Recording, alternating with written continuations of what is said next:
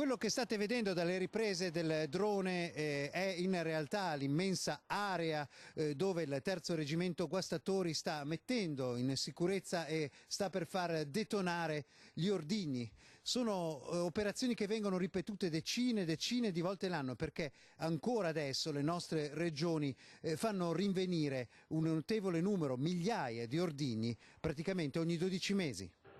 L'escavatore mostra quanto si è dovuto scavare per ottenere un fornello sufficiente ad evitare che le schegge andassero ovunque e come nonostante 4 metri di profondità l'esplosione sia stata così visibile, perché sia chiaro chi deteneva in casa questo materiale pensando di fare magari collezionismo quasi innocuo, in realtà avrebbe potuto radere al suolo la sua casa e quelle vicine. E solo l'attenzione professionale di operatori come quelli del terzo reggimento Guastatori può mettere in sicurezza una tale quantità di ordigni. Innanzitutto, perché si usa questo? L'esplosivo è una sostanza chimica che da sola non riesce a fare boom, ha bisogno di qualcosa che gli arriva dall'esterno. Tutti gli eserciti al mondo hanno in dotazione delle micce. Le micce non sono altre che come un rubinetto dell'acqua. Il rubinetto dell'acqua che mi serve per portare un tubo dell'acqua, mi serve per portare dell'acqua da un rubinetto verso dove voglio arrivare io col tubo. La miccia funziona alla stessa maniera, abbiamo due tipi di micce in dotazione all'esercito italiano, miccia a lenta combustione e miccia detonante. Questa nel nostro caso è una miccia detonante.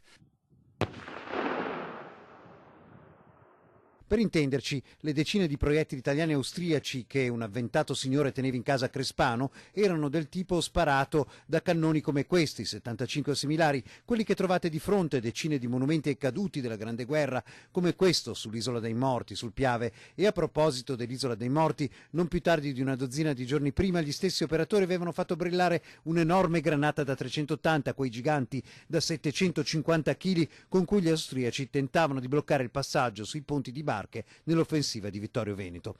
Per essere chiari, solo a gennaio il terzo ha compiuto 20 interventi del genere, di cui 14 solo nella provincia di Treviso, ma il Comando Forze Operative Nord in tutto il Veneto nel 2018 ha fatto 348 interventi e dal Comando di Padova, da cui dipendono ben 8 regioni, 1350 bonifiche per un totale di 8180 ordigni.